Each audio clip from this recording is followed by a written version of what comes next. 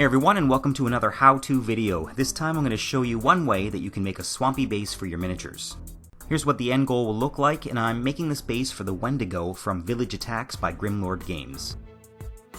So the first thing I need to do is cut the mini from the base and send it flying across the room. Don't worry about scrapes and dents, these are all going to be covered up. You could of course start with a plain base with no mini attached. I want this miniature to be standing on elevated ground so that I have water all around it, so for this I'll be using a piece of corkboard. I've already torn the piece of cork into the basic shape I want it to be, but it's too thick, so I'm going to use my hobby knife and cut a cross section off of it, and also send that piece flying across the room. So next, just make sure that your miniature is going to fit onto the piece of cork before you superglue it to the base.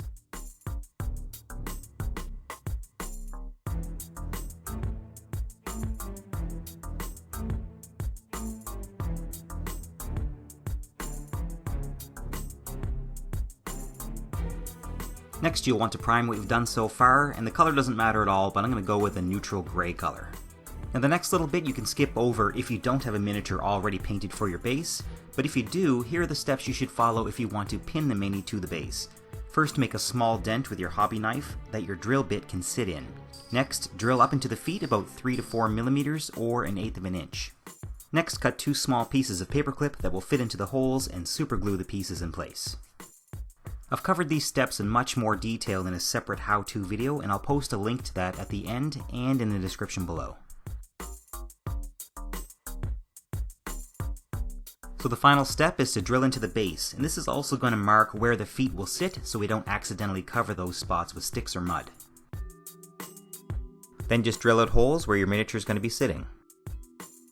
Okay, so back to making the swampy base. The next step is to paint the cork with a muddy brown, and I'm going to be using Dryad Bark.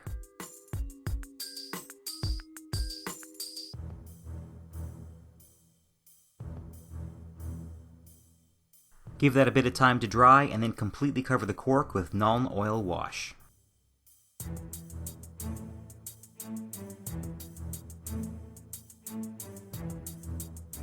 Once again, I'm letting that dry completely before giving the cork 2 layers of dry brushing.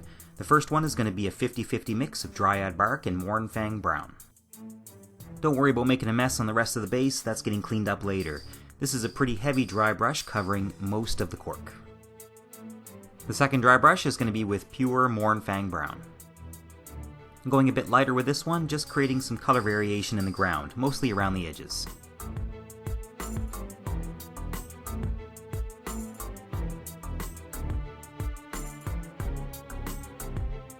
Next, I'm going to start the water area. First off, I want to start with a clean, bright surface, so I'm painting all of the water area with white.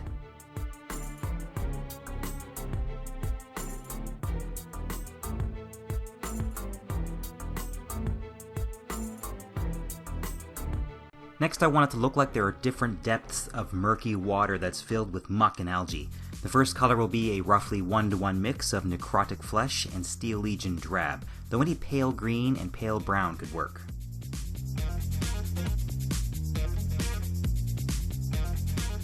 For my second color, I'm using Battle Dress Green from P3.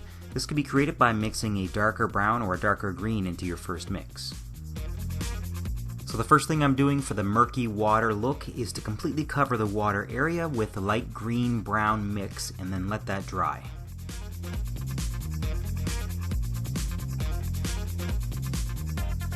After that, I'm adding a second layer of the light green to the entire water area again, but before it dries, I'm going to wet blend in some of the dark green in the areas where I want the water to look deeper. Now this part isn't an exact science, so you don't need to try to get perfectly smooth transitions between the colors.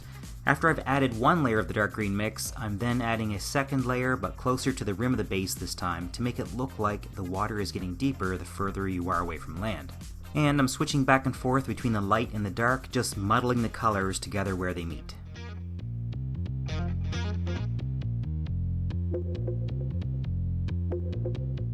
For the final and darkest color, I'm adding a bit of Stegodon Scale Green into my Battle Dress Green.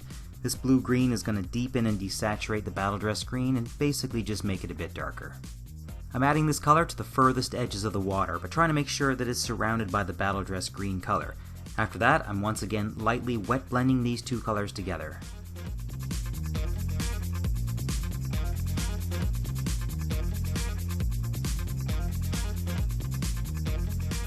Next, I'm adding some sticks to the base. For this one, you can see that I've cut a tapered edge on it so I can make it look like it's sinking into the water.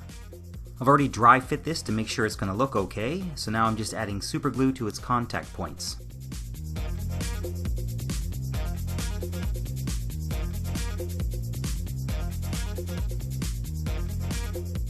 Once that's sitting in there snugly, I'm going to add a second stick, but this time I'm using Stirland Mud as the glue. I want this one to stand up, so I'm first looking for a good spot for it, and then adding a gob of the Stirland Mud. This stuff is the same color as Dryad Bark, so it's going to blend in nicely. So I'm just placing the stick in the mud and making sure it's not going to fall over. Then I'm going to leave that to dry for 30 minutes or so.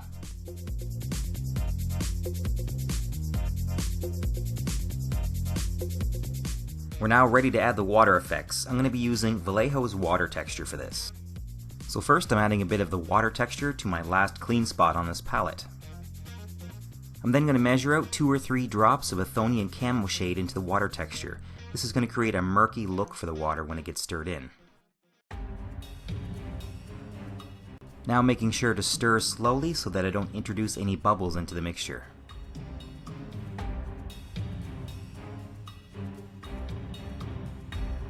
Next you want a pipette or an eyedropper to add your water texture to the base. This stuff is pretty viscous and has a high cohesion, so you can lay it on pretty thick without worrying that it's going to spill over the edge.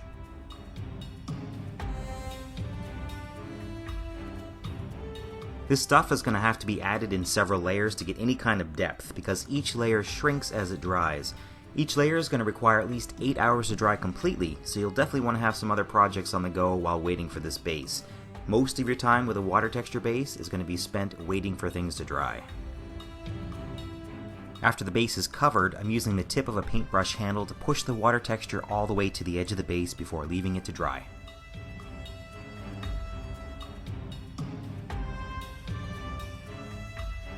So this is the next day, and I'm adding the second layer of water texture. Depending on how deep you want the water, you could keep adding more layers, but I'm going to stop at 2.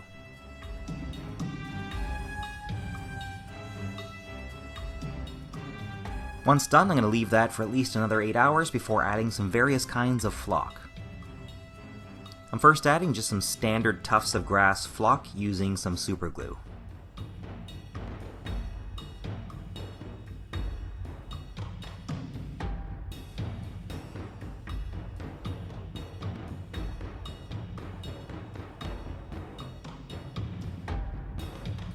Next, I'm adding some cheap, scraggly looking flock that I found in a hobby store that's just called Plants. They couldn't even be bothered to think up a clever name. But it looks like thick vines, so I thought it would be appropriate for the swamp theme.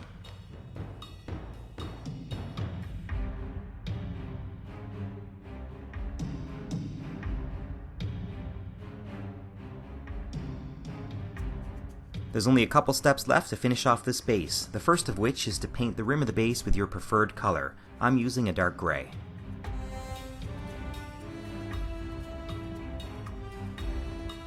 Now normally I'd spray a base with a matte varnish to seal in the paint, but you never want to do that with a water texture. So I'm using a brush-on matte varnish and putting on 2 layers all around the rim. So here's the finished swamp base, ready for an adventurer or beast to be attached to it. I'll be posting the finished Wendigo and attaching it to this base in the next video. Thank you to all my patrons for supporting these videos. If you have any questions or comments, feel free to leave them in the comments section below, and thank you for watching.